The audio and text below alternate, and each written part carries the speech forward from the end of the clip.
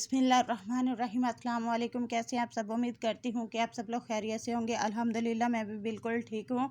और आप सबको मेरी तरफ से ईद उल फितर बहुत बहुत मुबारक हो। अल्लाह ताला से दुआ है कि अल्लाह ताला आपको ऐसी हज़ारों ईदें देखनी नसीब करे।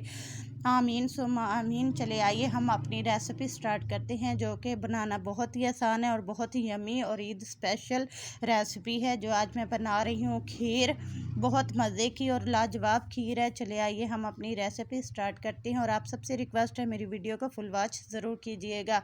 तो यहाँ पे मैंने जो है 1 लीटर दूध लिया है, उसमें जो है ना कढ़ाई में डाल के और इसको हल्का सा बॉयल कर लिया है। क्योंकि ये मेरे पास पहले ही बॉयल किया हुआ दूध था, तो मैंने इसको हल्का सा सिर्फ बॉयल दिया। और अब इसमें जो है ये लजीज़ा मिक्स खीर का जो एक पैकेट है वो इसमें मैं ऐड कर दूँगी। और थोड़ा थोड़ा ऐड करेंगे और 7 चम्मच के इसको मिक्स करते जाएंगे। और आप सबसे रिक्वेस्ट है कि आप लोग भी मेरी वीडियो को जो है फुल वॉच किया करें और जो है मुझे फुल सपोर्ट करें। आप सबके सपोर्ट की मुझे बहुत ज़रूरत है। और अगर आपको मेरी ये खीर की रेसिपी पसंद आई है तो मुझे कमेंट करके ज़रूर बताइएगा। तो और ये देखिए यहाँ पे इसको मैं अच्छे से मिक्स करते हुए इसको पका लूँगी। तो इसको हमने जो है ना गाढ़ा होने तक मीडियम फ्लेम पे हमने इसको पकने के लिए छोड़ देना और वक्फे वक्फे से इसके अंदर चम्मच भी चलाते रहेंगे। तो ईद जो है अल्लाह ताला जो है सबको ऐसी ईदें देखनी नसीब करे। माशाल्लाह इस बार जो है 30 रोज़े जो हैं हमारे वो पूरे हो गए हैं। अल्लाह का लाख लाख शुक्र है। तो यहाँ पे देखिए ये हमारे खीर जो है वो हाफ़ कुक हो गई है और मज़ीद इसको जो है ना मैंने और पकाना है। तकरीबन 15 से 20 मिनट लगेंगे इस खीर को पकने में। और ये हमारी खीर पक के जो है ना रेडी हो जाएगी। तो बहुत जल्दी ये बन जाती है और ये इसका टेस्ट तो लाजवाब है।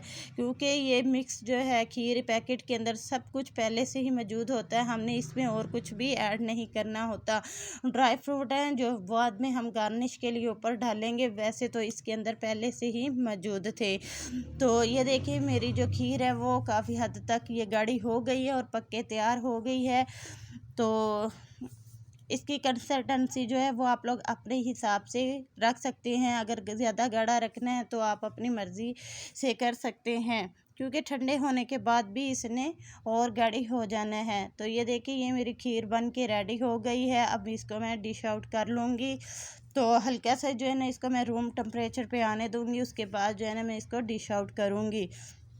अगर आपको मेरी ये रेसिपी पसंद आई है तो मेरे चैनल को सब्सक्राइब ज़रूर कर दीजिएगा और बेल आइकन को प्रेस करके ऑल पे क्लिक करना तो कभी भी ना भूलें, ताकि मेरी हर न्यू वीडियो आप तक जल्द से जल्द पहुंच जाए। तो ये देखिए यहाँ पे मैंने ये डिश आउट कर लिया। अब इसमें ड्राई फ्रूट जो हैं वो ऐड कर दूँगी। तो ये देखिए बहुत यमी यमी लाजवाब टेस्टी ये हमारी खीर बन के रेडी हो गई थी। अब इसको मैं 2 घंटे के लिए फ्रिज में रख के इसको ठंडा कर लूँगी और बाद में जो है ना इसको इंजॉय करेंगे, खाएंगे। और आप लोग भी इसको रेसिपी को बनाएं, खाएं, इंजॉय करें और मुझे फ़ीडबैक ज़रूर दीजिएगा। और वीडियो फुल वॉच करने का आपका बहुत बहुत शुक्रिया और मुझे सपोर्ट करने का भी आप सबका बहुत बहुत शुक्रिया। और आप लोग अपना ख्याल रखिएगा। हम मिलेंगे फिर एक और नई वीडियो के साथ। तब तक के लिए आप भी अपना भी ख्याल रखें और मुझे दें इजाज़त। अल्लाह हाफिज़।